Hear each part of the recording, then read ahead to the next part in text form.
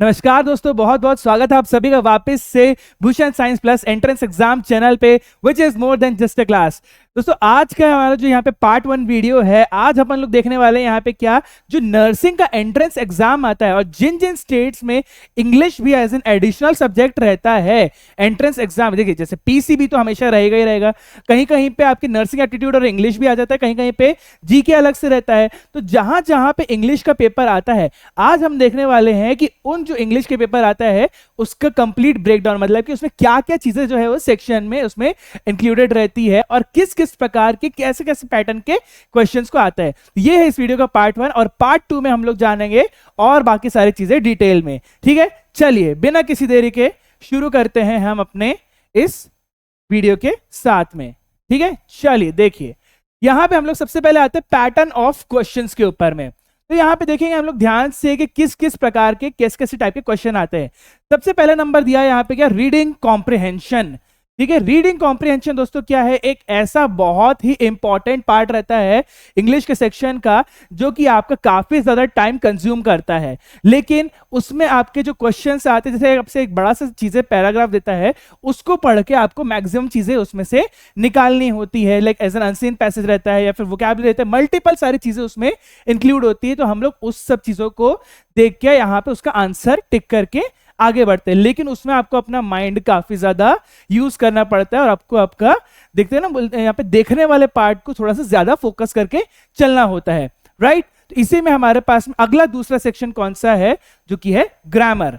Grammar दोस्तों आप लोग सभी लोग समझते हैं एक काफी मतलब ज्यादा इंपॉर्टेंट पार्ट है और बहुत ज्यादा नंबर्स कवरेज जो है वो करता है। अब देखिए कहीं कहीं स्टेट्स में क्या होता है 20 मार्क्स का इंग्लिश का पेपर आता है और किसी किसी स्टेट्स में क्या होता है 40 नंबर का आता है इंग्लिश का सेक्शन, कहीं कहीं पे 10 नंबर का आ जाता है। तो अगर हम लोग इसी के हिसाब से देखा जाए ना, तो सभी का अगर मान लीजिए 20 नंबर का सेक्शन आ रहा है इंग्लिश का, तो उसमें क्या रहेगा, जैसे मान लीजिए रीडिंग कॉम्प्रिहेंशन कितने का आ गया, 6 मार्क्स का आ गया फॉर एग्जाम्पल। ठीक है, फिर अपना ग्रामर कितना आ गया, ये आपका 7 मार्क्स का आ गया। फिर बाकी का बच्चा हुआ कौन सा आपका राइटिंग एंड लैंग्वेज प्रोफिशिएंसी, ये कितना आता है, ये यहाँ पे आपका आ जाएगा 5 मार्क्स का। और बचा हुआ 2 मार्क्स इसने किसके में डाल दिया, पोएट्स और जो आपका लिटरेचर वाला पार्ट रहता है, राइट। किसी किसी में जो मार्किंग स्कीम है थोड़ा सा ऊपर नीचे हो जाता है, किसी किसी में रीडिंग को ज्यादा दे देता है नंबर, ग्रामर को थोड़ा कम दे देता है, राइटिंग को भर भर के डाल देता है और कहीं कहीं पे लिटरेचर को बहुत कम कवरेज देता है। तो ये सारी चीजें भी इसमें होती है, तो ये कोई भी चीज सर्टेन नहीं रहती है। ठीक है, हर साल जो चीजें अपडेट होती है, लेकिन जो क्वेश्चंस रहते हैं वो इन्हीं चारों सेक्शंस में से आते हैं।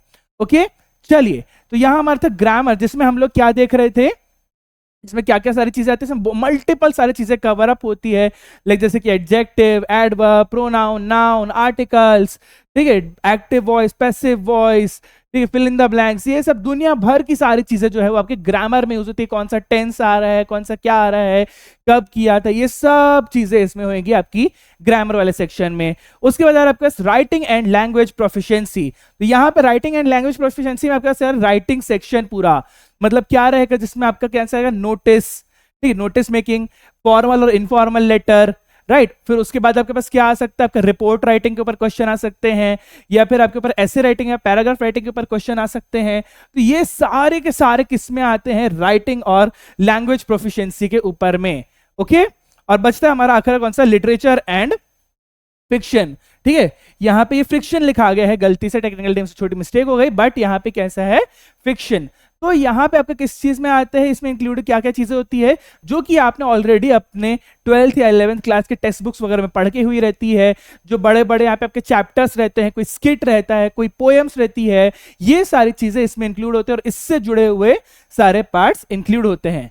चलो आगे देखते हैं आगे क्या है हमारे वीडियो में। ठीक है, चलो सबसे पहले आते हैं यहाँ पे क्या, रीडिंग कॉम्प्रिहेंशन में। रीडिंग कॉम्प्रिहेंशन में हमारे पास सबसे पहले क्या आ रहा है, वोकैबुलरी।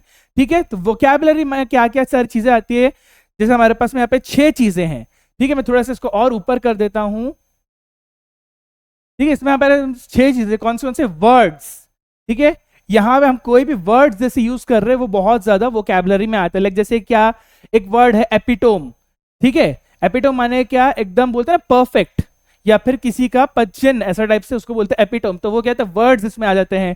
फ्रेजेस, ठीक है, फ्रेजेस माने क्या, लाइक जैसे हमने बोल दिया the ball is in your court, मतलब क्या है उसका, अब आपकी बारी है, आपका क्या कहना है, ये इसका फ्रेजेस हो जाते हैं, तो ये भी इसमें इंक्लूड हो जाता है।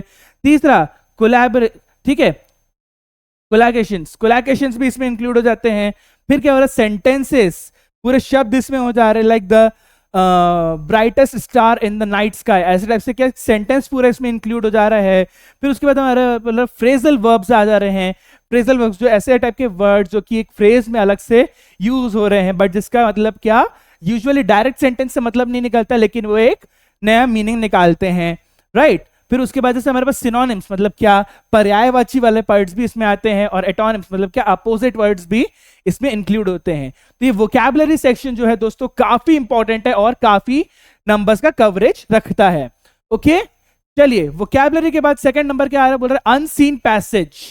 ठीक है, ऐसा एक पूरा पैसेज आता है जिसको आपने कभी भी देखा नहीं होता है, या वैसे कोई भी एक रैंडम पैसेज दे देता है कहीं इंटरनेट से उठा के, उसके रिगार्डिंग सारे क्वेश्चंस बनाएगा अब उसमें से। ओके, तो अब इसमें यहाँ पे क्या रहेगा, सबसे पहला आता है असर्शन एंड रीजनिंग।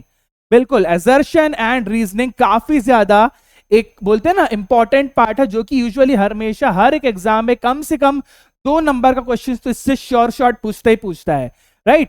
तो यहाँ पे कैसा रहेगा आपका, जैसे मान लीजिए असर्शन एंड रीजनिंग है, आपको यहाँ पे एक पैराग्राफ दे दिया, उसमें से आपने भाई 2 असर्शन बना दिए भाई, कि जैसे मेरा पैराग्राफ है एक गाय के ऊपर मैंने मेरा निबंध लिखा, उसमें एक असर्शन दे दिया कि एक गाय जो है एक 4 पैरों वाली एक जानवर है जिस जो दूध देती है। ओके, तो उसने रीजन बता दिया क्यों, क्योंकि ये मैमल है। तो ऐसे भाई बात बोलेगा कि आपका असर्शन क्या है, रीजन क्या है, तो सही पहले बोलेगा असर्शन गलत है, रीजन सही है, रीजन सही है, असर्शन गलत है। तो इस प्रकार के ऑप्शंस उसमें देता है, ठीक है। तो ये असर्शन रीजनिंग आता है। स्पेलिंग करेक्शंस भी डेफिनेटली आता है अनसीन पैसेजेस में से, ठीक है। क्यों भाई, क्योंकि आपसे मान लीजिए बोल दिया एक ऐसे स्पेलिंग दे दिया, आप उसको करेक्ट करते बैठो।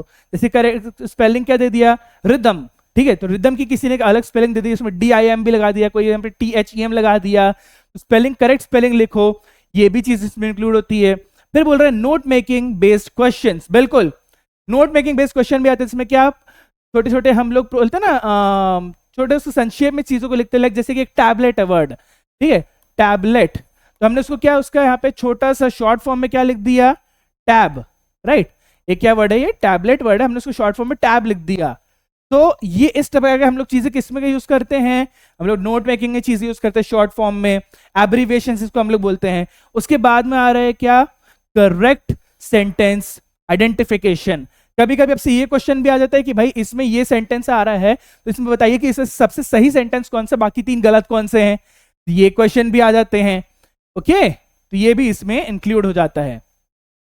चलो, अपना अगला क्या आ रहा है, ग्रामर। तो ग्रामर में अपने पास क्या क्या सारी चीजें इंक्लूड हो रही है, इसके ऊपर भी एक चीज देखते हैं। आर्टिकल्स आते हैं, बिल्कुल भाई, AR द वाला आता है। इनडायरेक्ट स्पीचेस आती है, शॉर्ट आती है। नाउन्स आता है, प्रोनाउंस आता है, वर्ब्स आते हैं, ठीक है। नाउन मतलब क्या, जो यहाँ पे नाम वाला पार्ट है वो सब चीजें। प्रोनाउंस 8 आता है, वर्ब्स आते हैं, ठीक है। सेंटेंस टाइप्स आते हैं कि भाई ये कैसे सेंटेंस है, एक्टिव सेंटेंस है, पैसिव सेंटेंस है, डायरेक्ट सेंटेंस है, इनडायरेक्ट सेंटेंस है, ठीक है। करेक्ट स्ट्रक्चर यूजेज, बिल्कुल करेक्ट स्ट्रक्चर क्या रहेगा सेंटेंस का, वो भी आएगा। फिर एडजेक्टिव्स आएंगे, एडवर्ब्स आएंगे, और साथ साथ में कंजंक्शंस भी आते हैं, जो चीजें जोड़ने वाली होती है, लाइक एंड या फिर विथ, ये सब चीजें जो कि 2 सेंटेंसेस को जोड़ेंगे, राइट। तो ये सब चीजें किसमें इंक्लूड हो जाती है, ग्रामर। और इन सब से जुड़े हुए कहीं ना कहीं आपको 3 से 4 नंबर की क्वेश्चंस तो श्योरली पूछता ही पूछता है, राइट। चलिए आगे देखते हैं, आगे क्या है।